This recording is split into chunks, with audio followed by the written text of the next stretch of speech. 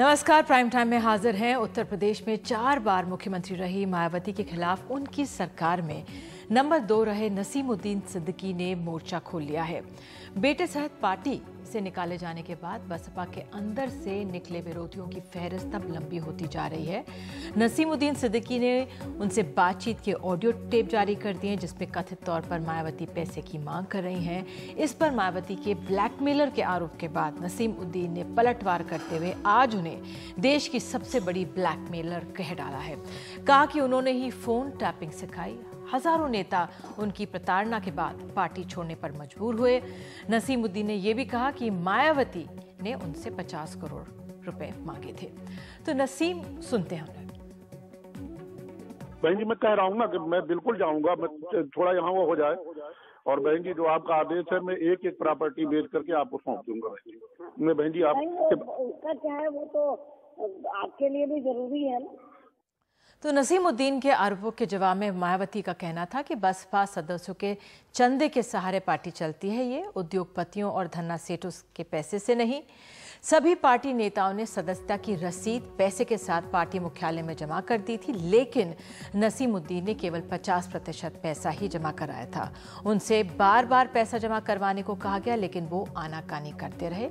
जो पार्टी अध्यक्ष की बात टेप करता होगा वो अन्य नेताओं की भी करता होगा। ये काम ब्लैकमेलर करते हैं। जो आदमी बीएसपी में रहकर जिसको इतना बढ़ावा दिया हो, अपने राष्ट्रीय अध्यक्ष की बात को टेप कर सकता है और उसको अपने हिसाब से काट छाट करके मीडिया के सामने दिखा सकता है, तो वो उससे आप लोग समझ सकते हैं कि जहां जहां भी मैंने इनको लगाया तो वहां इन्होंने टेपिंग ब्लैकमेलर के रूप में काम करके किस तरीके से हमारी मूवमेंट को इन्होंने धक्का पहुंचाया, कितना मूवमेंट को इन्होंने नुकसान पहुंचाया है। तो इस साल हुए विधानसभा चुनावों में 403 में से बसपा को सिर्फ 19 सीटें मिली थी और 2014 के लोकसभा चुनावों में बीजेपी की लहर में एक भी सीट बहुजन समाज पार्टी को नहीं मिली थी। तो क्या कारण है कि दलितों की अगुवाई करने वाली मायावती की पार्टी को नेता छोड़ रहे हैं या निकाले जा रहे हैं? नसीमुद्दीन सिद्दीकी पार्टी का मुस्लिम चेहरा हुआ करते थे। राज्यसभा सांसद रहे ब्रजेश पाठक ने विधानसभा चुनाव से पूर्व बसपा छोड़कर बीजेपी का दामन थाम लिया था। ब्राह्मणों का बड़ा चेहरा हुआ करते थे। वे अब बीजेपी की योगी सरकार में मंत्री हैं। स्वामी प्रसाद मौर्य बसपा के पूर्व महासचिव और नेता प्रतिपक्ष ने भी विधानसभा चुनाव से पहले इस्तीफा दे दिया था। कहा था कि मायावती दलित नहीं दौलत की बेटी हैं, चुनाव से पहले टिकट नीलाम करती हैं, गरीबों नहीं बल्कि पैसों को वो सलाम करती हैं। अखिलेश दास गुप्ता एक समय मायावती के बेहद खास हुआ करते थे। पहले ऐसे व्यक्ति थे जिन्होंने खुलकर मायावती को आंखें दिखाई थी। आरोप लगाया था कि मायावती ने राज्यसभा के टिकट के लिए उनसे 200 करोड़ रुपए मांगे थे। वे बाद में कांग्रेस चले गए। कुछ दिन पहले उनका स्वर्गवास हो गया। आर.के. चौधरी ने भी विधानसभा चुनाव से पहले बसपा छोड़ दी थी। दारा सिंह चौहान भी मायावती के करीबी थे। बीजेपी में जाकर अब मंत्री बन गए हैं। राजेश त्रिपाठी बाहुबली नेता हरिशंकर तिवारी को हराने वाले राजेश त्रिपाठी बसपा के विधायक थे जो भाजपा में चले गए थे। तो हाल के नेताओं का जिक्र यहाँ पर किया गया है। तो क्या कारण रहा कि बसपा इस तरह से बिखर रही है? क्या कारण कि बसपा का वोट शेयर लगातार कम होता जा रहा है? क्यों दलित वोट खिसका है और क्यों पार्टी के पुराने नेता छोड़ रहे हैं? क्या मायावती कमजोर होती जा रही है? आज समझने की कोशिश हम करेंगे प्राइम टाइम में। तो हमारे साथ खास मेहमान आपको बता दें जुड़ चुके हैं। सुधींद्र भदौरिया नेता हैं बहुजन समाज पार्टी के, हमारे साथ यहाँ पर हैं। कमाल खान हमारे सहयोगी होंगे और शरद प्रधान वरिष्ठ पत्रकार भी हमारे साथ जुड़ चुके हैं। लेकिन कुछ देर पहले शाम को मैंने नसीमुद्दीन सिद्दीकी से बातचीत की थी, तो बातचीत आपको सुनाते हैं। नसीम जी, मेरा पहला सवाल आपसे यही था कि मायावती ने आपको हटाते हुए कहा है कि आपके पास बेनामी संपत्ति है, गैर कानूनी बूचड़ खाने चलाते हैं और पैसे लेते हैं, वादे करते हैं। मैं उनसे प्रमाण चाहूंगा कि कहाँ बेनामी संपत्ति है, कहाँ जो अवैध बूचर खाने कहाँ हैं। ये मनगढ़ंत और झूठी कहानी बनाने से काम नहीं चलेगा, क्योंकि उन्होंने मुझसे फिरौती मांगी है और उस फिरौती की बात को छिपाने के लिए वो झूठी साजिशन इस तरीके की बात कर रहे हैं। उन्होंने आपको ब्लैकमेलर कहा है और ऑडियो टेप में उन्होंने कहा है कि आपकी आवाज ज्यादा सुनाई नहीं देती है, काट छाट हुई है। देखिए, उन्होंने साफ साफ मुझसे कहा है कि अपनी प्रॉपर्टी बेच करके अपने बच्चों के नाम से जो है वो भी और अपने नाम से वो भी, अपनी पत्नी की और अपने बेटे की पत्नी के जेवर बेच करके मुझे दे दो, तभी आगे बढ़ पाओगे, मेरे लिए अच्छा रहेगा। ये साफ साफ उस ऑडियो टेप में है। उनका ये कहना है सदस्यता वाली की जो किताब में जो हिसाब था वो किताब आपके पास थी, आपने पूरा हिसाब दिया ही नहीं, इसलिए ऐसा कहा। उसी ऑडियो टेप में मैंने जब कहा मायावती जी से कि मेरे पास एक पैसे की भी सदस्यता नहीं है, मैंने पार्टी का एक पैसा नहीं लिया, उसी ऑडियो टेप में मायावती जी कह रही हैं कि आपकी बात अलहदा है। और इसके साथ साथ जो आज मैंने ऑडियो टेप जारी किया है प्रदेश कार्यालय इंचार्ज का, कि वो मुझे प्रमाण पत्र दे रहा है कि आपका एक पैसा बकाया नहीं है सदस्यता का, और अगर सदस्यता का बकाया था तो सतीश चंद्र मिश्रा जी ने जब मुझे परसों निकाला, मेरे ऊपर तमाम आरोप लगाए, तो सदस्यता का आरोप क्यों नहीं लगाया, यह आरोप क्यों छोड़ दिया? जब मेरा ऑडियो टेप सुन लिया तब ये सदस्यता वाला मनगढ़ंत आरोप लेकर के आ गए। 3 दशक तक आप पार्टी से जुड़े रहे, क्या सिर्फ पैसे की वजह, सिर्फ इस 50 करोड़ की वजह से आपको पार्टी से हटाया गया? देखिए, जब मुझसे मांगा तब मैंने कहा। आपने कहा कि वो गैंग चलाती हैं, लोगों को मारती हैं, घर जलाती हैं, गाड़ियां तुड़वाती हैं, क्या कभी आपसे उन्होंने ऐसा करने को कहा था? नहीं, उनका अलग एक टीम है, उनकी एक गैंग है, उससे करवाती हैं वो। आप नाम बताइए उन लोगों का, किससे करवाती हैं? आपने तो कहा था कि जो आप बोलेंगे तो भूचाल आ जाएगा। अभी भूचाल का समय नहीं आया है। आपने कहा कि सतीश मिश्रा, आनंद कुमार ने जो उनके भाई हैं आपके साथ बदसलूकी की, क्या किया था उन्होंने? तभी तो मैंने आवाज उठाई ना, तभी तो मैंने कहा ना कि बहन जी मैं बहुत टार्चर हो चुका हूं, मैं नहीं आऊंगा आपके पास। तभी तो मुझे पार्टी से निकाल के बाहर कर दिया जब मैंने टार्चर होने से मना कर दिया। टॉर्चर में क्या करते थे आपके साथ? टार्चर में क्या क्या आता है? मानसिक टार्चर आता है, शारीरिक टार्चर आता है, और इस तरीके से दस्तावेजों में फर्जी दस्तावेज बना के उनमें दस्तखत कराना आता है, तमाम आते हैं। बहुत बहुत शुक्रिया हमसे बात करने के लिए। तो कुछ और बातें भी थी लेकिन उनको नमाज के लिए जाना था, तो फिलहाल ये थी बातचीत नसीमुद्दीन सिद्दीकी के साथ। और अब आइए चर्चा की शुरुआत करते हैं। सुधींद्र भदौरिया हमारे साथ मौजूद हैं, शरद प्रधान वरिष्ठ पत्रकार हैं, और कमाल खान हमारे सहयोगी मौजूद हैं।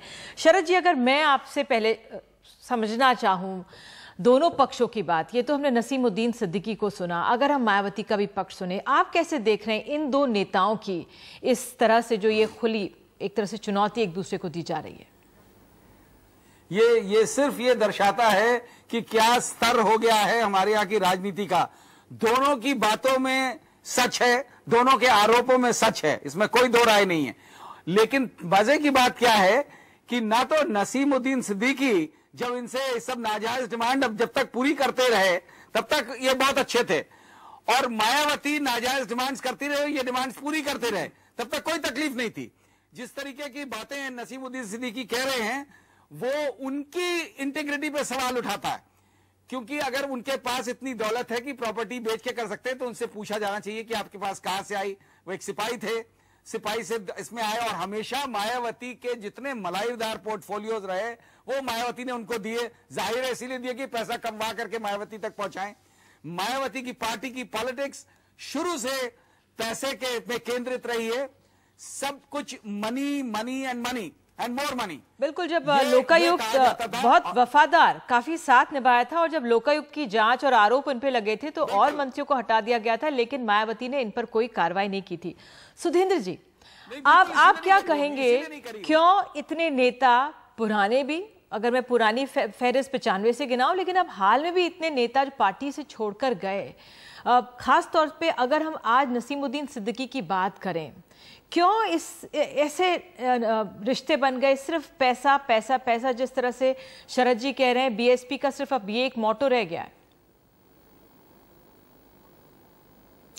देखिए, ये इन लोगों का जो आरोप लगाते हैं ये कोई नया आरोप नहीं है बहुजन समाज पार्टी पे।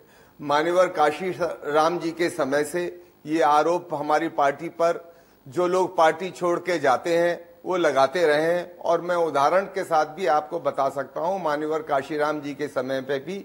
और मैं ये भी बतला दूं कि ये लोग जो जाते हैं, क्योंकि बहुजन समाज पार्टी राष्ट्रीय स्तर पर दलितों की, पिछड़ों की एक बुलंद आवाज है, तो इसलिए इस देश का अभिजात वर्ग, शासक वर्ग और ताकतवर लोग इस आवाज को दबाना चाहते हैं, और हम बहुजन समाज पार्टी के माध्यम से वो अभिव्यक्त होती है, तो उसको कमजोर करने के लिए उसको, मुझे कहने दीजिए, आपने इतनी देर इन लोगों को सुनवाया है और नसीमुद्दीन को आपने 10 मिनट सुनवाया, 2 मिनट हमको भी दीजिए। मैं ये कहना चाहता हूं कि हम लोगों की आवाज को ये लोग दबाना चाहते हैं, ये आवाज दबेगी नहीं। हर बार सन 96, सन 99, सन 2004, सन 2007 आपने भी कहा कि क्या हमारा वोट घट रहा है। हमारा वोट घटा नहीं है। 2014 में जब लोकसभा का चुनाव हुआ हमको 20% वोट मिला। हिंदुस्तान की सभी राजनीतिक दल जो चुनाव लड़ रही थी उसमें 3rd highest vote Bahujan Samaj party का है। इस बार भी उत्तर प्रदेश में सीटें कम ज्यादा हो सकती हैं, लोकतंत्र में मत। 2012 में सर आपका वोट शेयर 25.9% था 80 सीटों के साथ। 2017 में 22.2% ही वोट शेयर रह गया है। तो बहरहाल ये गिरावट अगर आप माने या ना माने, ये आंकड़े हमारे सामने हैं। वोट मिला। मैं आपको निधि जी मैं आपको करेक्ट कर दूं, हमको 19.9% मिला है। 20% समाजवादी 0.1% का अंदर है, और अभी भी हमको 23% वोट करीब मिला है, किसी से कम नहीं है। ये ईवीएम के माध्यम से मैनेज चुनाव हुआ है। हम उत्तर प्रदेश के और देश की जनता के बीच में आज चुनाव आयोग में भी इस बात पर बहस हुई है, पर मैं अभी इस समय केंद्रित रखना चाहूंगा अपनी बात को।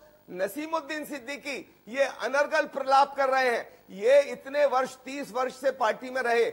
जब इनसे कार्यकर्ताओं का जो दलित हैं, पिछड़े हैं, गरीब हैं, अल्पसंख्यक हैं, महिलाएं हैं, उनकी मेहनत का पैसा, एक कूपन 5,000, 100 कूपनों की कॉपी होती है, 50 रुपए की मेंबरशिप होती है। मैं भी एक इसका पार्टी का साधारण कार्यकर्ता हूं। हम सब लोग पार्टी का पैसा जमा करते हैं। ये 4 मंडल के इंचार्ज थे।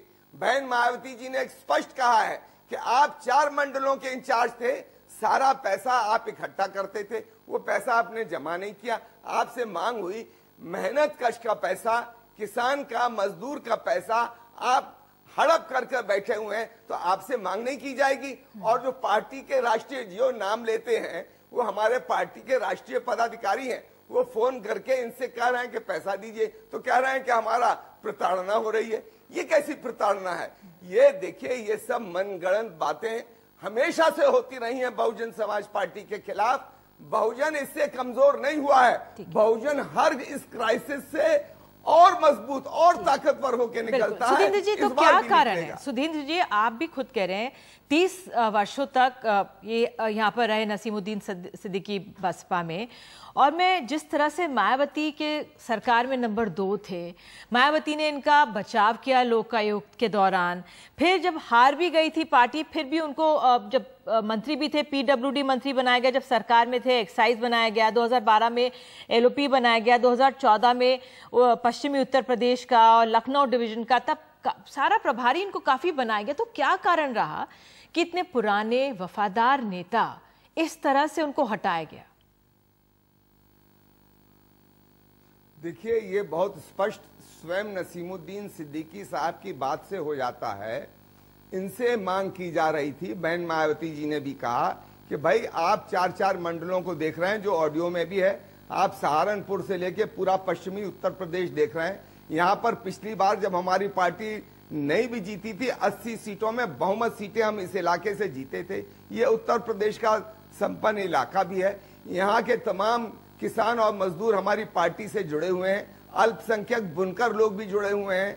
उन लोगों ने मेंबरशिप की एक कॉपी में जैसे 50 रुपए, 100 की कॉपी 5,000 रुपए, तो ऐसे हर इकाई में, गांव में, सब जगह लोग मेंबर बनते हैं। हमारे आप कह रहे हैं उन्होंने पैसे नहीं दिए, आप कह रहे हैं उन्होंने पैसे नहीं दिए, लेकिन नसीमुद्दीन सिद्दीकी कह रहे हैं कि भाई नेताओं के साथ भेदभाव होता है, हम जाते हैं तुम्हारी चेकिंग होती है, सतीश चंद्र मिश्रा जाते हैं तो चेकिंग नहीं होती है। जब ये पार्टी से जी निधि जी, देखिए निधि जी, ये सारे वो लोग हैं जब पार्टी के अंदर रहते हैं तो सब अच्छा है, जब पार्टी के साथ ये षड्यंत्र कर, ये इस बार उम्मीद करते थे हमको, देखिए वक्त खराब होता है, चुनाव में हम सरकार नहीं बना पाए तो ये रास्ता तलाशने लगे।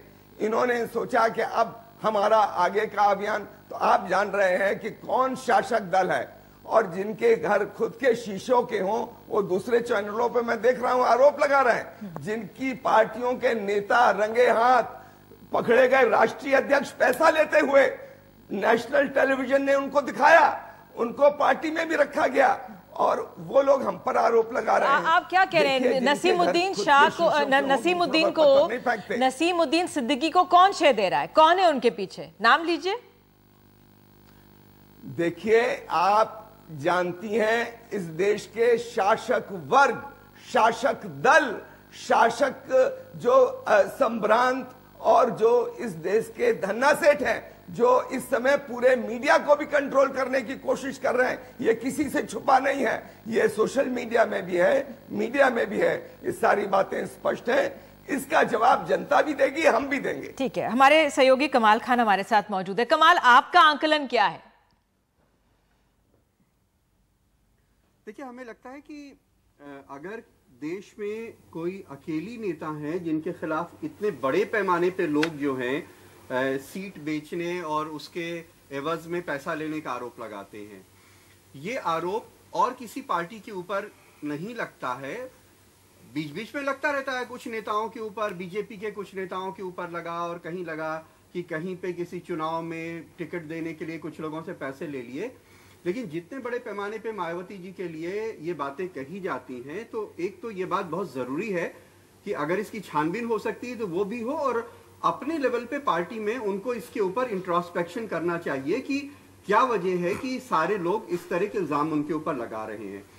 दूसरी चीज देखिए कि ये जो लेन देन के आरोप दोनों तरफ से लगाए जा रहे हैं, उसकी पुष्टि तो कोई अदालत में हो सकती है, कोई एजेंसी ही कर सकती है। हम तो आपको वो बता सकते हैं जो पॉलिटिकल सर्किल में चर्चाएं होती हैं, जिसको पुष्ट नहीं किया जा सकता है। नसीमुद्दीन सिद्दीकी साहब ने जो प्रेस नोट जारी किया, उसमें खुद कहा कि वो 34-35 साल से जुड़े हुए थे। जो आम परसेप्शन है वो ये है कि वो बेइंतहा मेहनती आदमी है, और दूसरा परसेप्शन ये है कि वो सबसे बड़े फंड रेजर हैं, उनसे ज्यादा पैसा पार्टी के लिए कोई जमा नहीं कर सकता है।